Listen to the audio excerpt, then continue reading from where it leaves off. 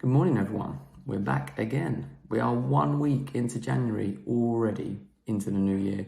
A large amount of people have probably failed on their resolutions already, and probably another large amount of people are only actually starting their resolutions today because it's a weird human nature thing. We like to start things on a Monday. With last Monday being the first, people were probably hungover from New Year's Eve and they thought, leave it to next Monday. So maybe people are starting today and some others have given up already.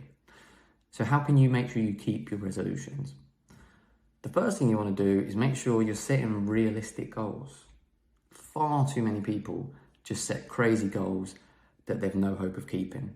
You know, with health ones, maybe say, I'm going to go to the gym hour and a half every single day. I'm only going to eat 2 bowls of salad every day. There's no way that you're keeping that up, and you've basically failed before you've even started. You could do a week or two, and then it's going to catch up with you, and you're just going to start to drop off. And then once you start missing a few days at the gym and then you need to eat something else and you think, oh, what's the point? And you leave it. So it needs to be sustainable. Have a realistic goal in mind. And another thing is that have a goal, but also have a plan of how to get there. Don't just have a random goal. You just say, I'm just gonna try and lose 10 pounds a month. I'll just, a bit more exercise, eat a bit less. Try and lose 10 pounds a month. That's not a proper goal. It's like saying, well, I want to make 10 grand extra a month this year, so I'm just going to work a few more hours and spend a bit less. Like, yeah, you'll end up slightly better off than you were before, but you're not going to achieve your goal and it's not going to be sustainable. You're going to get fed up of working every hour there is, and there's going to be stuff you want to spend on that you can't spend on. And it's the same with health. If you're really restrictive on your food and you're trying to limit your calories and you're trying to exercise every single day, you're not going to keep it up. You need to be sensible about it. So having weight loss as a goal is fine, but as we said, it's the journey to get there. It's not the destination that's important, it's the journey. So you have to have that plan of how to get there. And what you want to do is start to implement healthy habits that are going to get you there. Ones that you can keep up for the long term, things that are going to be sustainable. So you could, your first week, you could say, right, I'm just not eating any processed food this week. Not eating anything from a packet. I'm going to cook everything myself as much as I can do.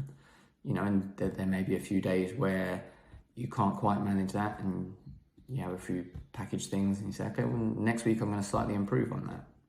And maybe the next week I'm going to start introducing some intermittent fasting. I'm not going to eat breakfast in the morning. I'm going to have a longer gap, and then I'm going to eat my food in those other meals. And you can start to say, right, I'm going to do 20 minutes of exercise 2-3 times a week. Just get that done. Start to implement that. And you can always build on it in the future if you need to. You don't, to improve your health, improve your weight, you don't need to exercise a huge amount. You just need to exercise high intensity, small amount of times. So it's easy to start implementing that. You can even start with one. If you don't do any exercise, you can start with 1 a week. Just like every Monday morning, I'm going to do some exercise, 20 minutes. That's it. In a couple of weeks, I'll up it to 2. So you need to make your goals manageable, realistic, and sustainable. If you think about an exercise or an eating plan and think, well, I might keep that up for a month and hopefully I'm at my goal then and then I'll need to stop, then if you can't keep it up, there's no point starting because you've already failed. So make it sustainable and just make small changes, small habits. Small things add up over a long, long time, like with compound interest in finance. It starts off with a small amount, but it just keeps going and going and going. And suddenly in a year's time, it's a huge difference. And that's the same with your health. You just start making little changes now. If each week you just implement one new healthy habit, by the end of the year, you'll be unrecognizable to how you are now, even just making a tiny change a week or, even a small change a month.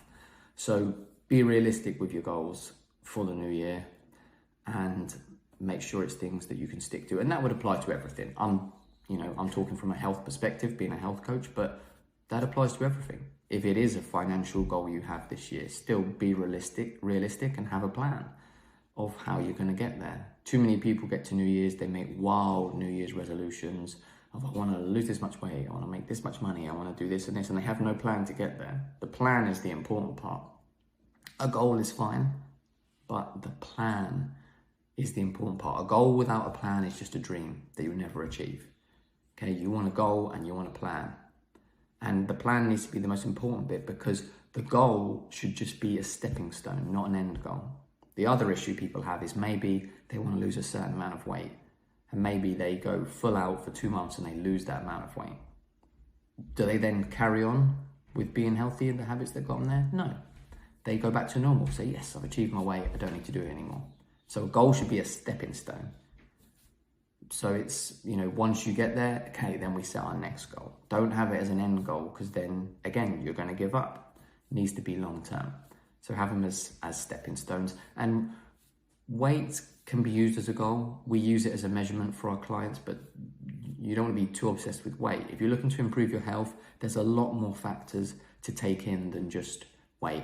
So you can use it as a goal and to measure it, because obviously if you're overweight, losing weight does improve your health. But there's many other things you should take into account, and you can look to improve your health in different ways and use measurements of that. So be realistic with your goals, have a plan, have an action plan of how you're going to get there, and then keep goal setting. So as you reach one goal, you tick it off, and then you set a plan to reach your next goal. And that way you can keep improving throughout this entire year, rather than the 85% of people that by the end of January will have already quit on their New Year's resolution and gone back to normal. So implement those tips. Hopefully they'll help you, and be back soon.